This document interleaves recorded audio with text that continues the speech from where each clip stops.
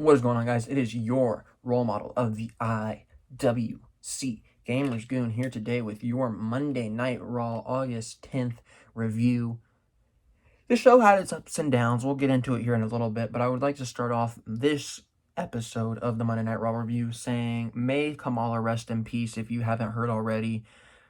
Kamala, yesterday, the 9th of August, sadly passed away. I did not get to see much of Kamala in my life. I did know who he was. I've seen the character. Have not seen much of Kamala, so I really don't have a lot to speak about in terms of what I've seen Kamala do. But once again, another death here in the wrestling community. It's always a sad time just to hear about a death in general. It hits home here with the wrestling community. But at this time, I'm just praying for the families of Kamala, his friends, the people that got to know him, and I just really hope that people are able to find closure in this situation. Now let's get into Raw. Let's get into the branding of Raw. Actually, they branded this show off horribly. One of the things they promoted this show off of going into the night was Mickie James making her Raw return. Mickie James. Now, don't get me wrong. I like Mickie James. Mickie James has always been one of my more favorite women in the wrestling business. But the one thing I'll tell you right now is it's 2020, and making a prior announcement about Mickie James, it ain't going to draw no ratings. Leave it as a surprise. It was a really desperate attempt to try to get maybe a casual fan to come back and see, you know what, Mickie James is going to be on the show. It ain't going to get nobody. Mickie James is not drawing any ratings. I hate to break that to you. It's just really desperate attempt just to throw stuff at the wall, hope it sticks, and it just does not stick. When will it stick? When will something actually work? That's my question. Here we started off Raw, actually on a very positive note. We started off Raw with Samoa Joe in the ring for the contract signing of Seth Rollins and Dominic Mysterio. Joe introduces both men. Dominic comes out with a kendo stick. Side note, the music that Dominic came out with was actually pretty cool. We had Seth. He asks, what is this? You came out here with a kendo stick. Joe said you look like a man. You are a man. But to me, you look like a cowardly, scared little boy. Joe says, you know what? I think the kendo stick will be safe with me anyways. Then we have Seth asking Joe if he thought this was funny. Joe said, no, I actually think it's pretty sad. Because we have Seth Rollins, the greatest superstar of his generation. However, he is a man caught up in his emotions and his feelings after he got booed by the fans. He said, what would you have done to me last week if Dominic did not show up with the kendo stick? What would you have done? He said, I'm sitting here watching you give a man with no training, no choice other than to fight you. Seth says, listen, I gave Dominic a choice. Dominic made the wrong decision. I've given him plenty of choices. I've given Aleister Black choices. I've given Rey Mysterio choices. They made the wrong choice. And it might end up the same way for Joe. Seth says, I'm actually the one that had no choice all along. I didn't want to play victim, but I was forced to because people crapped on me. I had to become the Midnight Messiah for the greater good. When will it be enough? When will it be enough for everybody? When will it be enough? Then Dominic says, it will never be enough. You heard me. You make excuses for the ungodly acts that you commit. You make excuses for them. But that's just because you want to make an excuse for just doing whatever you want. It's just because that's what you want to do. Seth says, you know what? You're ungrateful. Since you've been here, you've been on the cusp of fulfilling your superstar dreams because of me. Dominic says, you know what? You're right. This was my dream.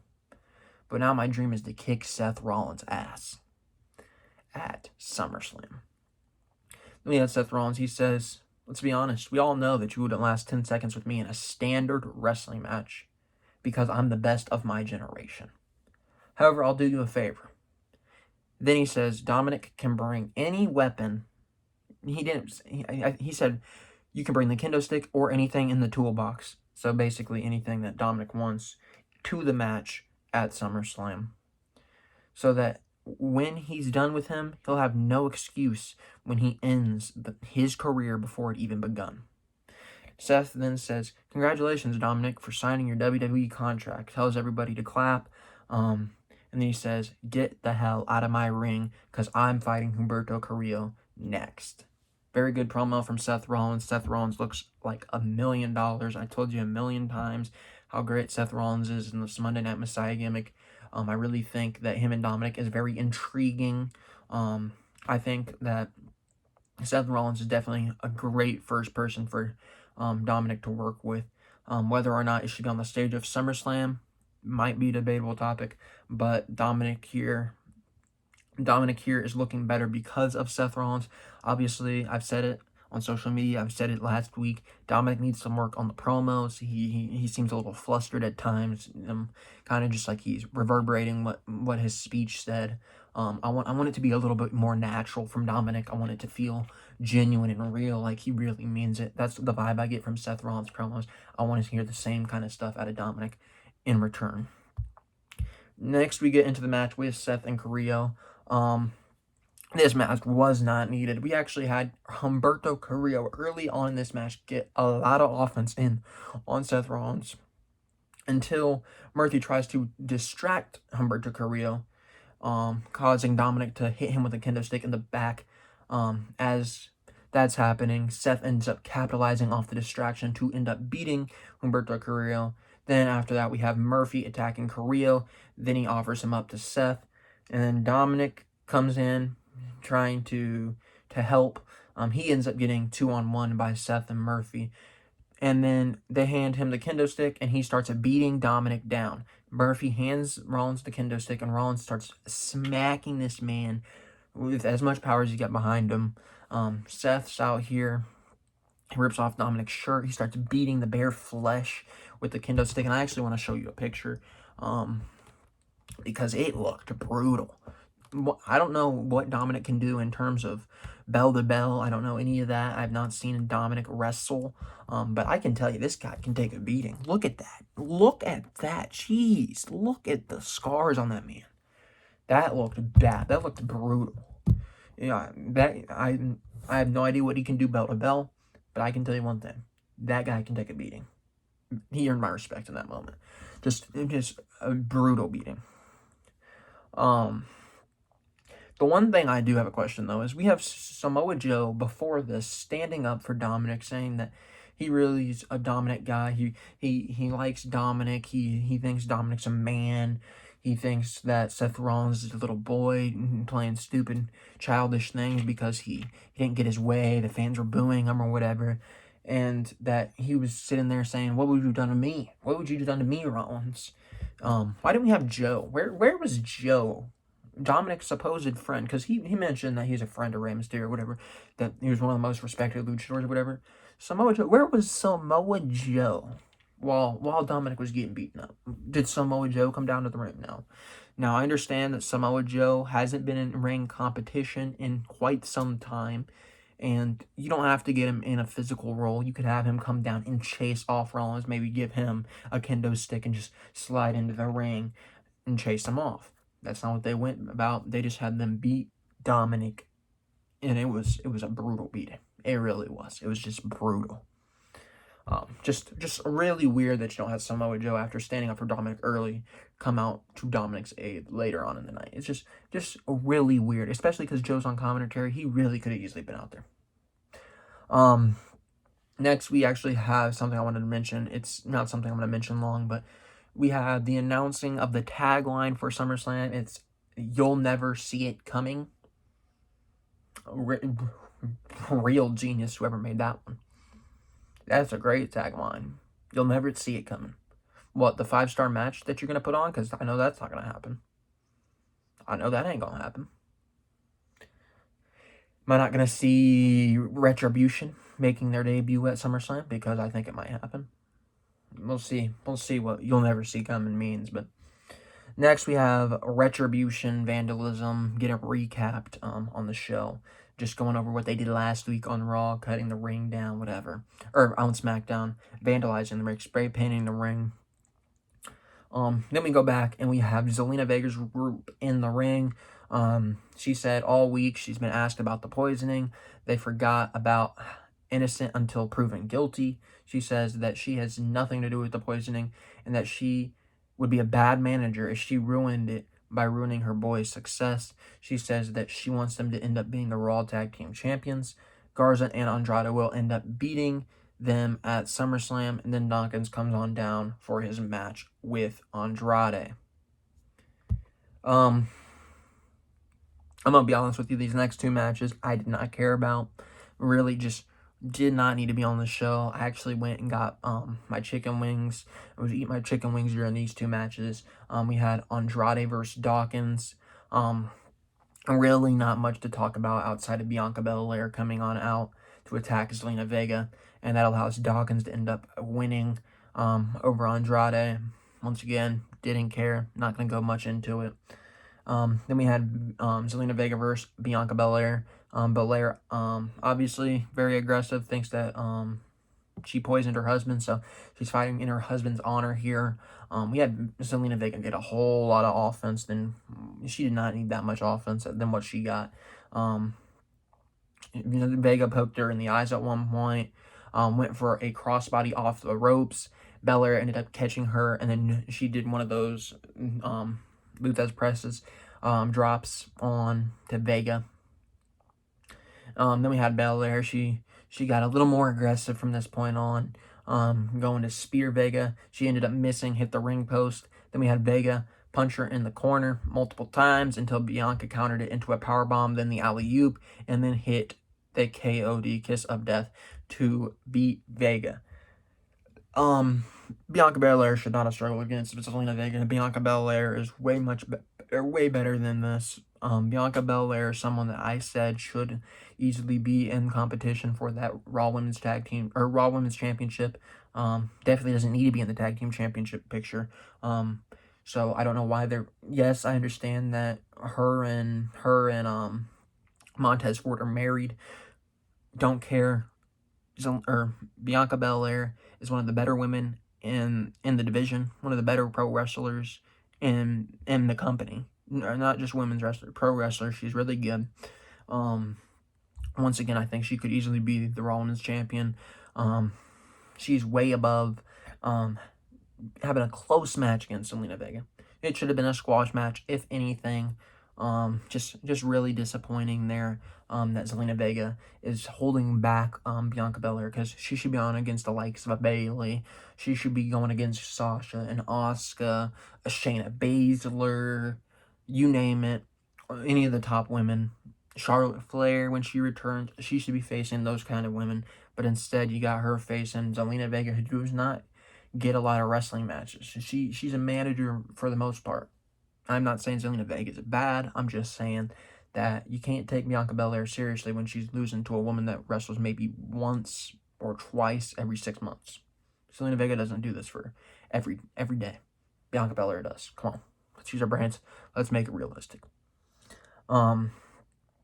After this, we have Zelina Vega in the ring still, I believe. No, Bianca Belair actually, being interviewed. She says that they all know that Vega did it, poisoned Montez Ford.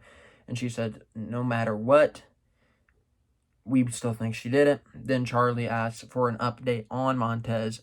And then Bianca Belair says, Dawkins, you got this. Angela Dawkins comes on in and says that you think because of poison him that he's just gonna go down and out? No, we're still gonna be here for the biggest party of the summer. It's the Street Profits. We're bringing our red solo cuts. We're here for the party because we want to smoke. Street Profits versus Garza and Garza. I just really don't care about this show. Garza and Andrade. This show was horrible. It was horrible. It's not a match I'm looking forward to. Let's just put it that way. Next, we had the Hurt Business with the VIP Lounge. Now, this was actually good. We had MVP in the ring. He said, I'm not in a celebratory mood tonight. I want to pop someone in the mouth, and then I want to pop off their limbs. He said that he never wants to miss the opportunity to say he told you so. But I told you so. He says, I knew something was up last week in this unsafe working environment. So we had the lights flickering on and off. And the lights ended up beating me. Not Apollo. Apollo did not beat me. The lights beat me. He said, why aren't the lights blinking now? Apollo, why aren't the lights blinking now? You had control over the lights. Apollo comes out saying, MVP, you're out here making excuses. MVP says, Apollo made an injury excuse at Extreme Rules.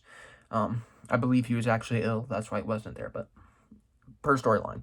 Then Apollo says that he ain't hurt anymore, but MVP is because he's the one that paid for Apollo Crews's new United States Championship. He's the one that spent the money on that. MVP says that he tried to help out Apollo. He says Apollo made bad decisions, including coming out here all alone. Apollo says, you know what, I do make bad decisions because I'm a bad man. MVP told him he did not care about him or his family, but Apollo says, you know what, I don't care about Lashley and I don't care about Benjamin, but who I do care about is you, MVP. Says, at SummerSlam, your lights will be going out, MVP. Then he rolls in the ring as Lashley and Benjamin roll out of the ring, ends up attacking MVP. MVP rolls out of the ring, and then he picks up the couch and tries to throw the couch at the Hurt Business. And the one thing I will say, I'm not a big MVP guy. I don't want to see MVP in the ring, but the one thing I will say, MVP's character work has been really good. It's elevated it's elevated Lashley, it's elevated Benjamin. MVP looks great. I mean, I don't want to see him wrestle, but MVP as a character is looking really great. Apollo Crews doing his best feud of his career on the main roster right now with the Hurt Business. I think that's a lot to MVP. MVP's done an exceptional job with the Hurt Business. Not a big fan of the Hurt Business in terms of what they can do in the ring, but they're a really solid group of just characters meshed together. I really do think that the Hurt Business is beneficial for everybody that's in the Hurt Business's career, and then obviously Apollo Crews going against the Hurt Business. I think it's elevating his stock within the company. Then we have Apollo Crews getting a match with Shelton Benjamin here. This match, really not much to talk about. Kind of just shows off early. You have Benjamin out here showing off that he's beating up Apollo Crews, throws Apollo Crews to the outside as the Hurt Business out there looking at him. Doesn't really do much. You have Apollo hitting a desperation crossbody, then he hit a kick to the head of Benjamin, and then he uses his strength to drive Benjamin into the corner, hits the spears in the corner. He goes up for a powerbomb, could not pick up Benjamin. Then he ends up into a crossbody slam into a standing moonsault for a 2 count. He goes to the ropes. You have Bobby Lashley trip him up, and that distraction allows Shelton Benjamin to roll him up for the cheap win. Then we have Lashley going in after the match on Apollo Crews for the submission move, and MVP says, stop. I don't want him to get hurt for SummerSlam, so he'll have an excuse. And then Apollo hits a step-up insecurity as he is leaving onto MVP. So MVP is left there as Apollo Crews is skittering off. So not much wrestling on this show. That match, I think, went about 3 or 4 minutes. Until later on in the night, until the last hour of the show, we got, I think it was 18 minutes of wrestling in 2 hours. It was ridiculous. Next, we have a breaking news. They said, we have breaking news. We have there's a Retribution through a cinder block through a glass window earlier.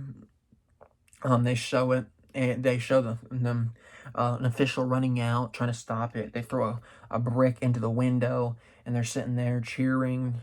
Yeah, woo, woo. First off, my first question is, if you are vandalizing something, wouldn't you have anger rather than just being happy? Because, I mean, that's just stupid. Second off, this is real world stuff. I would appreciate it if you didn't just mock it by making it just this garbage that you guys are making it into. Just don't. The Retribution, it's already off to a horrible start. The last good faction they had was the Shield. And then really That's the really only good faction they've had in the past however many years. This angle doesn't work already. It's just really off to a bad start. I think they're gonna get a lot of feedback, negative feedback about Retribution. I don't think that's the look you want to go for at this time. It's just not a good time. Next we have the interview of Mickie James. Now, you make it seem as if she's gonna return, and then you have her in an interview, so it's not even a really big thing. They said, we have an interview with you tonight because we heard that you have a big announcement for the WWE Universe. She said that, yes, I do. And that is that I have gold on my mind. Then we have Lana and Natalya come on out as she's getting interviewed. And they said, you think that you're going to win the gold? You don't even have a TikTok. First off, what does TikTok have to do with a good wrestler? What? What does it have to do? What does it have to do? I really want to say it, but I'm not even going to go that route. I'm not going to go to the AEW route. I could easily say a name from AEW. But do we have Seth Rollins? Just what does Seth Rollins do? Is he in the ring perfecting his craft, or is he out there on TikTok doing dances? What's he doing? He's in the ring perfecting his craft. How about who else we want to throw out there? Who else? Anybody? Do we see Sasha Banks? Is she into TikTok? I don't even know if she has a TikTok or whatever, but she's definitely not as worked up about this as Natalya and Lana. Maybe stop focusing on the TikTok and maybe start focusing on the in-ring stuff, huh? Maybe we go train. I mean, after all, you're employed to a wrestling company. You're not employed to TikTok. You're not employed to a brand deal. You're not employed to that. What you're employed to is the WWE, World Wrestling Entertainment. Practice your craft. Don't worry about TikTok. And then Natty goes on. She says that she's the most winningest person of all time, and that she is the best of all time. The boat. Mickie says that Natty lives off her family's success, and that boats will sink. And then she said, hashtag that. I'll see you next week. I don't care. You already ruined Mickie James' return. I said it. I'm a big fan of Mickie James. I would love to see Mickie James in a relevant story. Maybe she could go up and put a Sasha Banks over. She could go up and put a Bayley over. But they have her out here with Natty over something that was initiated because she's not championship material because she doesn't have a TikTok. Who cares? Who cares? I don't know which one she's even facing next week, but you already ruined it. You already ruined it. Next, we have Ivar in the back talking to Demi, the bachelor, bachelorette, or whatever you want to call it, from last week. She says the same thing that everybody's been saying. Ivar, you're kind of cute. Eric, you're really not so much, or whatever. Then you have Alexander, Cedric Alexander, and Ricochet back there with them, giggling that they said that Eric wasn't cute. I said it last week, I'll say it again this week. Keep the Bachelor far away from WWE television. There's no need for her to be on the television show. There is no need at all. She has nothing to do with professional wrestling. Nothing at all. On top of that, it's just a desperate cry for ratings. You didn't get them last week. You're not going to get them this week. I hope it was just this set of tapings that she was on, and then hopefully she's gone and just does not get brought up ever again in the WWE, because I do not care about reality television. I do not care about The Bachelor. I don't care about The Bachelorette. I don't care about any of this. What I care about is what is happening within the WWE. I don't care about bringing in somebody that has nothing to do. I guarantee you she doesn't even know who The Undertaker is. Get her off the television.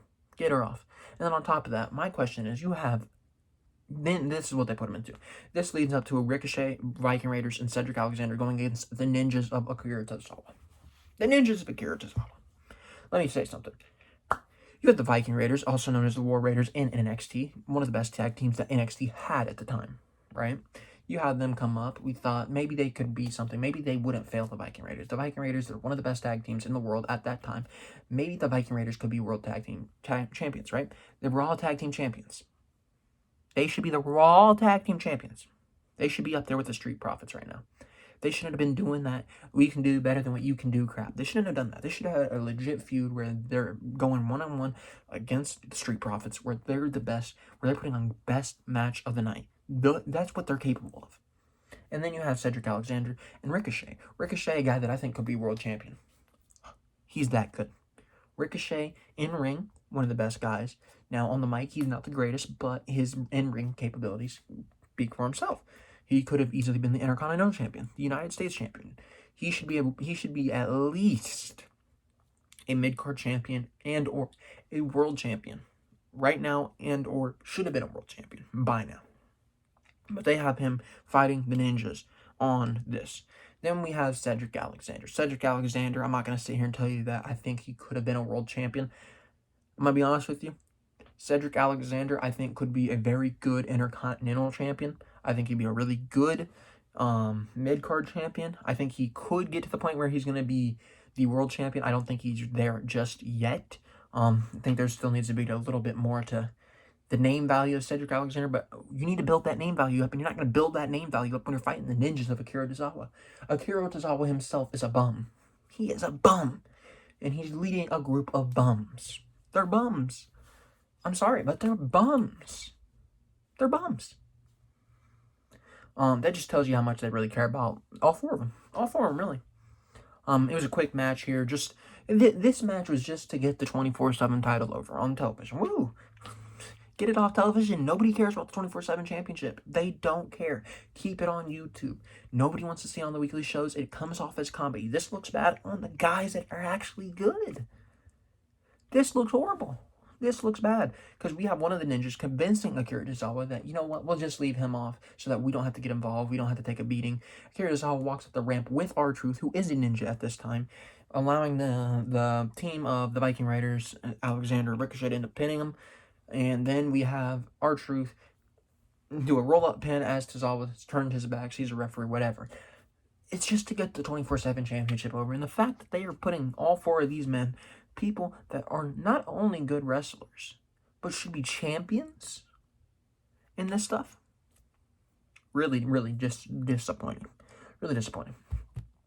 Next, we have a Drew McIntyre interview about last week's words that he had to say. He said that last week, he said he was given the opportunity to speak his mind about Orton. He said, I had an epiphany. The reason that Orton kept the knowledge is because he's taking out legends, and it's because of the self-preservation in order to make sure that he will remain on top. Drew says that Randy asked him about his original thoughts, and that his original thoughts is evolution passed the torch onto him, but by the end of SummerSlam, he'll be ripping the torch away from him.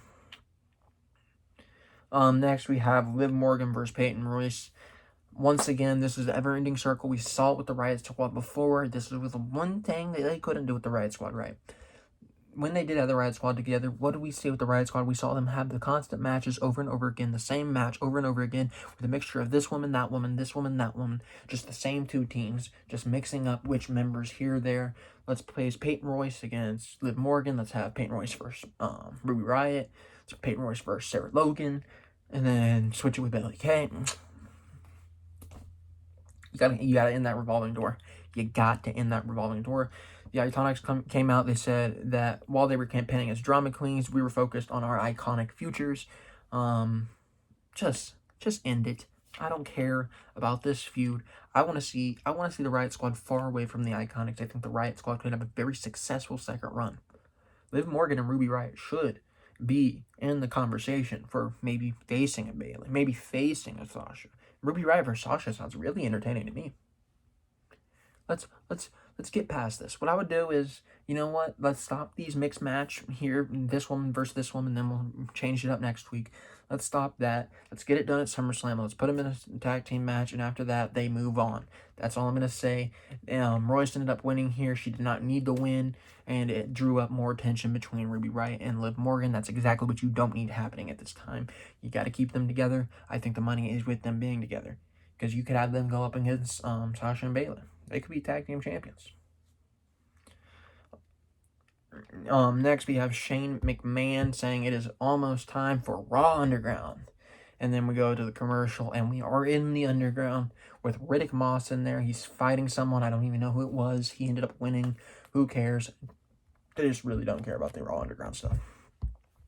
And then we had one of two legitimate matches on the night. We had Asuka versus Bayley, which was the closest thing we actually had to a full wrestling match on the night, actually.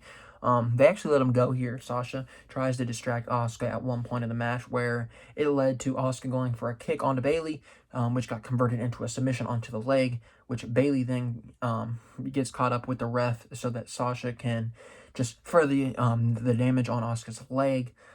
Then she turns around, Asuka does, and it converts the momentum into a multitude of different submissions. This is where we just have a lot of changes of submissions. We have that followed up with Bayley converting into a knee lock. Asuka counters that into an ankle lock. Then we have Asuka pulling out a code breaker for a 2 count. Bayley then obviously kicks out.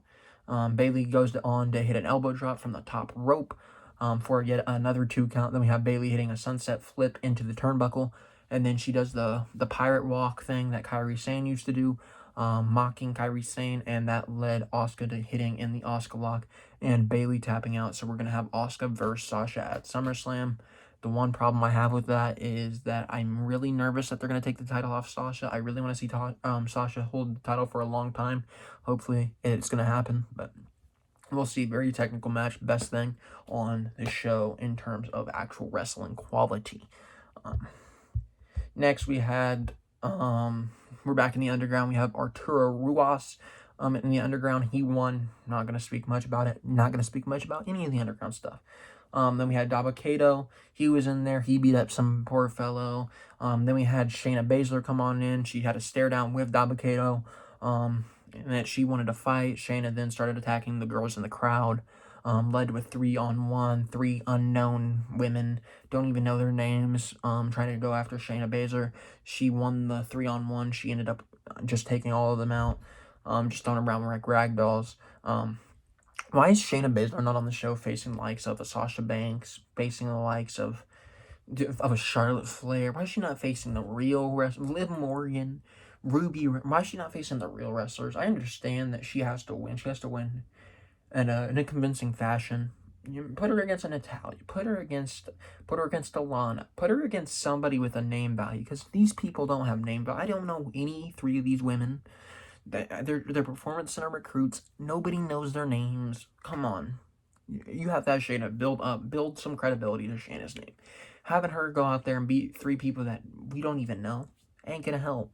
It ain't going to help Shayna Baszler's case. And when it comes to being the next in line for the Raw Women's Championship, what's your case? Well, I beat 3 girls on Raw Underground that aren't even signed to the company yet. I'm not gonna sit there and be like, you have a good point. Just not gonna do it. Next we go out to the outside the performance center. We have Retribution standing on a flipped over car. They're kicking the car, smoke's on the car. They're out there chanting, woo, woo, woo. Once again, if you're beating something up, if you're vandalizing something, wouldn't you have anger? Because dancing on something, it really seems childish. It really seems like something that's happening on Halloween. You TP a house, you're just having fun with your friends. Yeah, woo.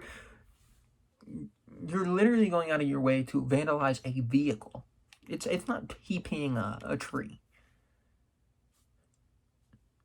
Why are we having the same energy there? Next we go on into Orton versus Owens. Now, this match wasn't bad, but I actually didn't take much notes on this match because I'm going to be honest with you, at this point of the show, I just really did not care. That was until after the match. But the one thing I want to talk about is why is Owens not being built up to be the winner, to face the winner of the match at SummerSlam? I think he should be going on to face whether it's Drew McIntyre or Orton. We're not having that happen though. But in this match, we had this story being told of the injured shoulder of Kevin Owens. Randy Orton kept up the attack on KO throughout the most part of the match. We had Kevin Owens ends up hitting a senton onto Orton for a 2 count. Then Kevin Owens mocks Orton, acts like he's about to hit the RKO, but he ends up trying to go for the stunner instead. That allows Randy Orton to counter into an RKO, and he ends up picking up the victory. Then to end the show, we have a segment with Ric Flair and Randy Orton. He says, "Wait a minute. Don't leave yet, Rick. I have something to talk to you about, so stay put. And we need to celebrate." Then goes to commercial. Comes back, he says, "Flair got him out of trouble in Peoria, Illinois." Now, that's pretty close to me, so I marked out. He said, "I respect you, Flair, but not anymore, since now you are a liability to my career." Says that Flair thought Orton Could be someone he wished he had. The son he wished he never had, or wish he had. He asked if Flair was crying. He said, "Well, are you crying there? So sob like a little baby, Flair. You're not the same Flair that taught me everything." He said the Flair he knew didn't need a pacemaker in his heart to keep it beating. The Flair he knew wouldn't go slip into a coma. He said, "You're washed up and can't cut it anymore." He says, "And you're not going to be there when I win the title at SummerSlam." Then Flair was, he says, "I was worried about himself." Flair says, "I'm taking it kind of personally here. I want to tell you a couple things, Randy." He says, "The old Rick isn't here anymore."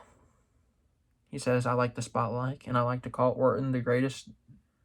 And he wanted to be part of Orton's career so he could be in the spotlight. He says he wanted to be there for the 14th, the 15th, the 16th, the 17th title run of Orton. He said, "I want you to beat my record." He says Orton is the greatest performer of all time, and he loves being with him. He says, "I can't get mad." Because after being in intensive care for 31 days and in a coma, he wanted to tell everybody how much he loved him. He says he wanted to make anything from Orton. He didn't want to take anything from Orton. All he is Charlotte's dad, and he wants to be Orton's friend, and he wants Orton to beat his record. Orton hugs Flair. As that's happening, we have Orton, as Flair turns around, hits him with a low blow. Then he's just sitting there whispering to Flair. We have the lights flickering on and off. Orton goes for the punt. The lights flicker off as he's getting punt. Obviously, with Ric Flair's medical condition, I'm assuming they weren't feeling comfortable with him accepting or selling a punt. Just in case something crazy happened. Just to protect Ric Flair. So they flickered the lights off as that happened. Obviously, I don't really think they did it. Lights come back on. He's laying down, whatever. Then we have Drew McIntyre running on down to chase off Orton, yelling, even Rick, you evil son of a SOB." And then we have Drew and Orton having a stare down to end the show. The stuff with Orton and Flair was really good. Orton and Drew was going to be really good. Orton's looking the best he's looked in a long time. I can't even tell you the last time Orton's looked this good. I'm just gonna recap what was good. We had Asuka Bayley, really good match. What else we have? The Hurt Business and what they do, I think, went over pretty well. In terms of what the VIP lounge did. Then we had the Seth Rollins stuff with Dominic. So let's go over this. We had Seth Rollins, Dominic. Then what else we have? We had the MVP stuff in the middle. So we had like four good segments on this show. Now, I want to tell you how many minutes of actual wrestling there was, because I actually did. My buddy kept up with it. 33 minutes of actual wrestling. 33 minutes of wrestling. That's wrong. 2.5 hours with 33 minutes of wrestling. My bad. The entire 3 hours of wrestling, we had 45 minutes. Shout out to DJ Storms. Speaking of DJ Storms, I told you guys that I do have a collaborations coming up this month on August 19th and August 27th for Payback. I mistaked it earlier. I said Backlash. Who cares? It's the same show. It's going to be horrible either way. We have Payback coming on up on I believe it's the 30th, something like that. The show is going to go out on the 28th, but me and DJ are going to sit down and we're going to give you a preview of Payback. So on the 27th, me and him are going to be sitting down. We're going to be previewing it. And obviously on the 28th, it's going to go live on his channel. It's not going to be live on my channel. I'll be doing my own separate review over here, separate from what we talk about over there. But that will be coming to the channel. I will be putting that link in my description once that does come on out, with my video following it. So be ready for that. And the 19th, man, I'm gonna wait to, or my bad, the 18th. I'm gonna wait to tell you who it is. I think you guys might like him. I'll be on his show too. So big month of August coming on up. We have a lot of stuff going on. Next month's going to be rather interesting because I do move into college, so that'll be fun. We'll approach that as that happens. But anyways, for right now, it has been your role model of the IWC Gamers Goon, and I will see you guys in the next one.